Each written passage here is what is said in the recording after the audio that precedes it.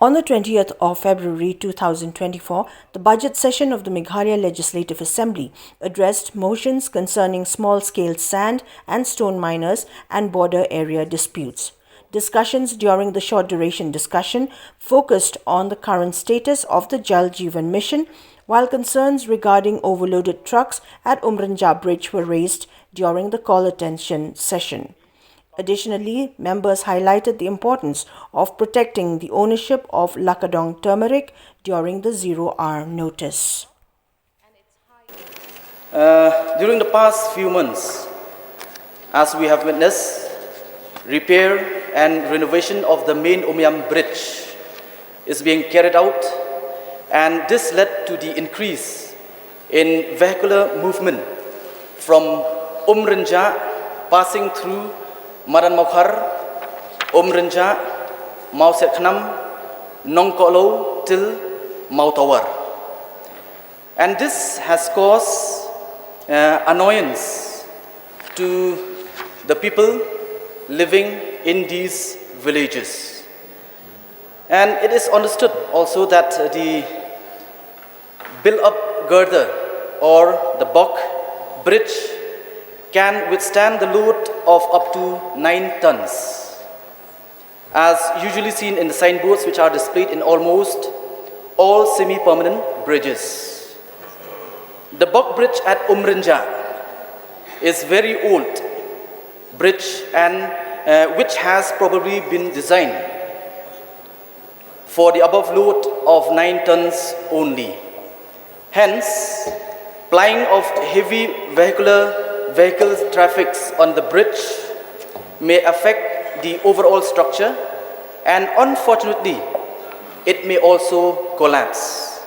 Secondly, the road from Umden to Mau Sekhnam, Nongkolo up to Mautawar is still a single lane road, having pavement width of maximum 3.75 meter. Moreover, metallic and black topping of the road has been done as per state road design, that is conventional, which cannot cater to the heavy loaded vehicles. By saying this, it means that the road has been constructed taking into consideration that it will be able to withstand only for light to medium traffic. Mr. Deputy Speaker, sir, so I get on the internet and look for the official figures that are readily available online on the JJM dashboard at e-jal-shakti.government.in.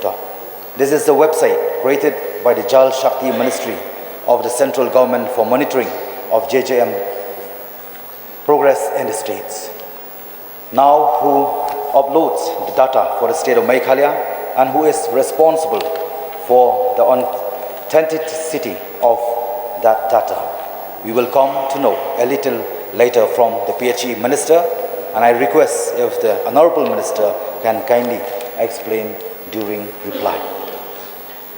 Now, Mr. Speaker, sir, the JJM dashboard says 74.60% of households have been provided with tap water supply, and out of the total number of 651,412 households to be covered, 4,85,927 have received functional household tap connection or FHTC.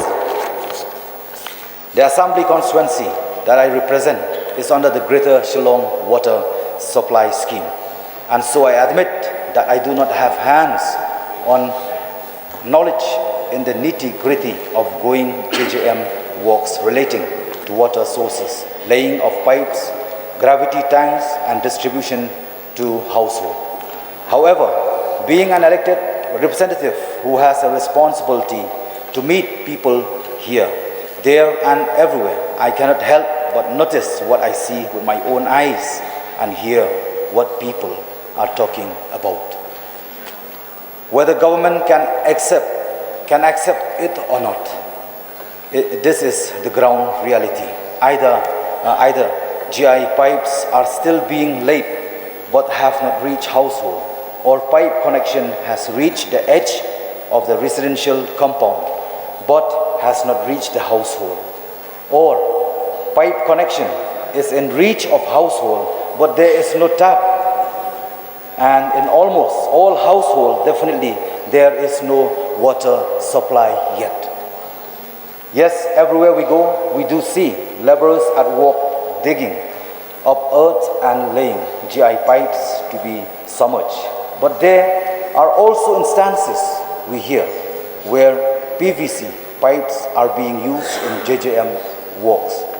And these color PVC pipes are not submerged but hanging in the air, even across trees when traversing slopes in remote, far-flung areas. Now this cannot be happening and need to be verified. I'm going to read out the preparation which has been brought to me, and I hope with this I'll be able to address the concerns of our honorable members. Sir, accessibility to safe water in adequate quantity and quality and with good sanitation practice is the foundation of good public health and consequently leads to a better standard of living as people can concentrate on more economically productive activities instead of wasting time and energy in carrying water to their homes. In this backdrop, Jal Jeevan Mission was launched by the Government of India in partnership with the states, which aims at providing functional household tap connections, FHTC, to every rural household by 2024. THED is earnestly implementing this highly ambitious program for time-bound completion of Jal Jeevan Mission. The implementation of Jal Jeevan Mission in Meghalaya transcends mere infrastructure development by not only providing FHTCs to all the rural households in the state, schools and Anganwadi centers, but also about ensuring that assets created under Jal Jeevan Mission is sustained. There are 6,470 villages in the state with a total of 6,51,412 number of households targeted for providing functional household tap connections.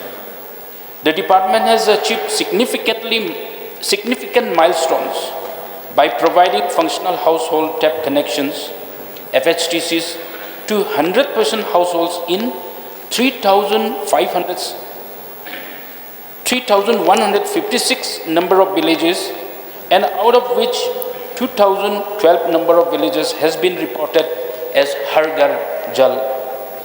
In addition to 4,84,927 functional household tap connections that have been provided up to 18/2/2024, 9,422 schools and 3,625 Anganwadi centers have also been provided with water supply.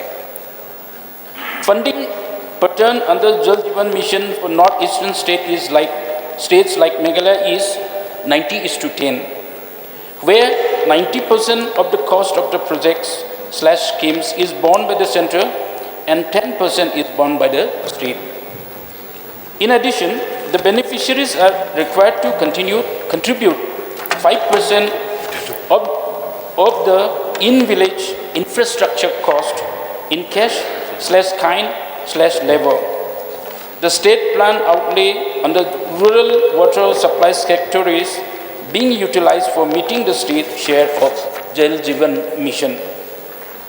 Under JJM, in compliance with the operational guidelines, the schemes were prepared by the respective divisions in consultation with the Village Water Supply Committee, that is BWSCs, reviewed by the District Water Sanitation Mission, that is DWSM, and approved by the state level scheme sanctioning committee. Ministry of Jal Shakti have delegated power for giving technical and administrative approval of Jal Jeevan Mission schemes to the state government after the schemes proposed under the program JJM are cleared and approved by the state level scheme sanctioning committee. Schemes technically approved at the directorate level are placed before the state level sanctioning scheme sanctioning committee for clearance and approval. So at the outset, I would like to thank you for allowing me to raise this zero-hour notice under Rule 49A.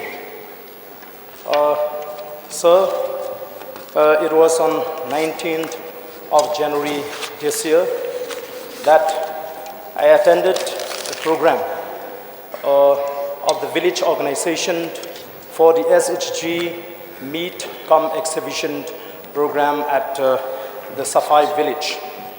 It was there that I met many villagers and had a conversation with them where they requested me to take up the matter with the government in connection with the decline on the sale of Lakadong Turmeric, which has really surprised me.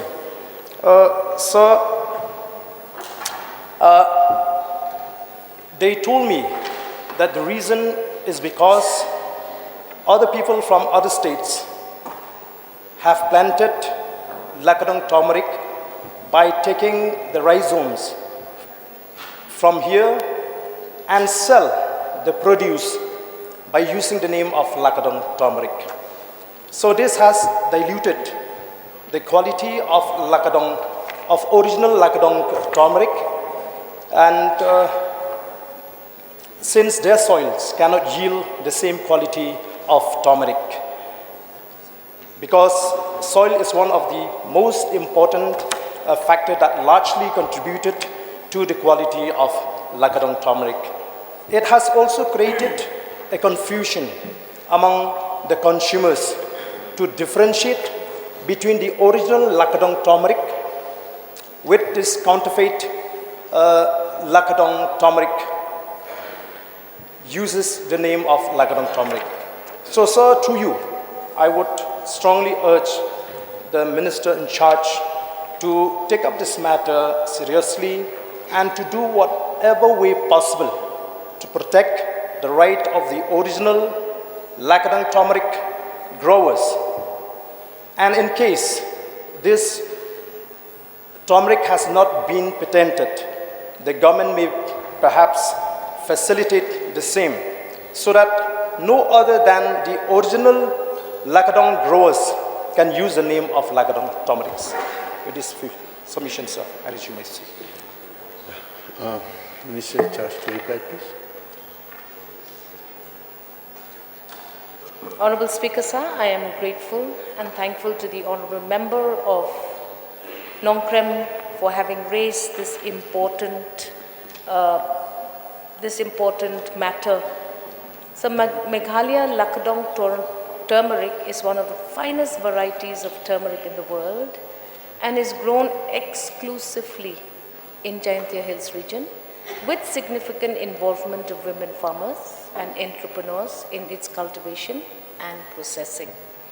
Over 13,000 farmers from about 124 villages covering 2,130 hectares of land are engaged in the cultivation of this miracle spice.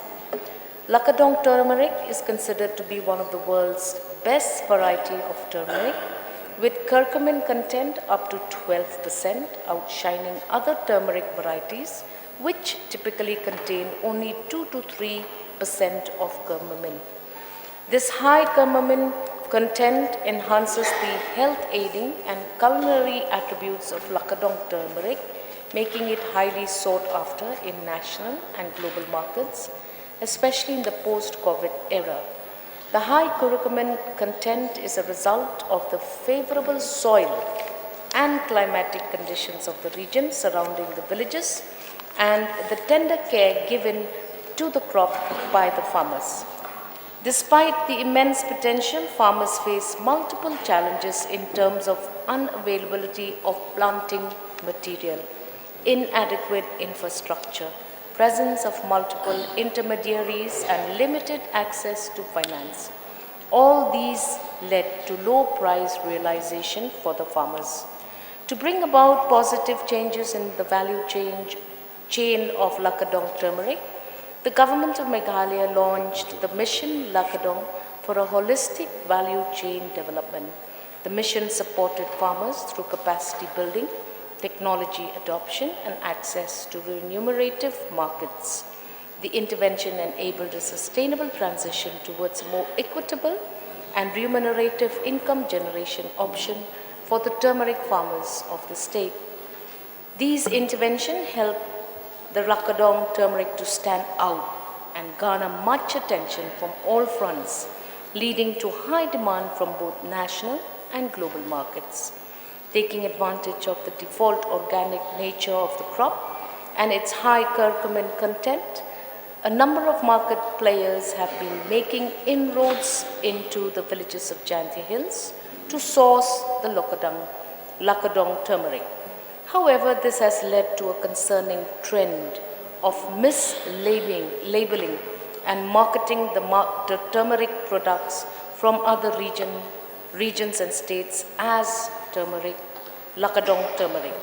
Therefore, to protect the authenticity of Lakadong turmeric from the Jayanti Hills region of the state, the application process for geographical indication or the GI tag was initiated in the year 2019. A GI tag is a form of intellectual property which is used on goods or products that have a specific geographical location or origin and possesses quality of a reputation due to that origin. The basic objective of the GI tag is to prevent unauthorized use of a registered geographical indication. The GI tags are issued as per Geographical Indication of Goods Act of 1999 by Geographical Indication Registry under the Department of Industry Promotion and Internal Trade, Mission of Commerce and Industry, Ministry of Commerce and Industry. After a series of hearings and clarifications, the Registrar of GI in Chennai officially awarded the GI tag number 741 to Lakadong turmeric for East Jayanti Hills and West Jayanti Hills district on the 29th November 2023. The application was made by Lakadong Turmeric Cooperative Union Limited, JOI, and facilitated by the Directorate of Horticulture, Department of Agriculture and Farmers Welfare. The GI status accorded to Lakadong turmeric stands to safeguard traditional methods and knowledge, ensuring that only farmers and growers within the designated geographical area utilizing traditional methods can use the GI tag. The tag also serves as a unique selling point for the farmers and sellers to differentiate their product in the market, potentially leading to higher prices and increased demands, especially in niche markets and lucrative markets for high quality products. It was reported that various buyers are engaged in the procurement of Lakadong turmeric seeds for undertaking production in other states and for further selling it as Lakadong turmeric, which creates consumer confusion and tarnish the image, quality, and unique characteristics of the Lakadong turmeric. Consequently, this led to brand dilution and significant financial losses for the Lakadong turmeric farmers. Taking cognizance of this issue, a notification was issued by the department prohibiting the sale of Lakadong turmeric seeds for production outside of the Jayanti Hills region. All these interventions have successfully revitalized Lakadong turmeric farming in Jayanti Hills region, with over 13 times increase in the number of farmers engaged in turmeric cultivation.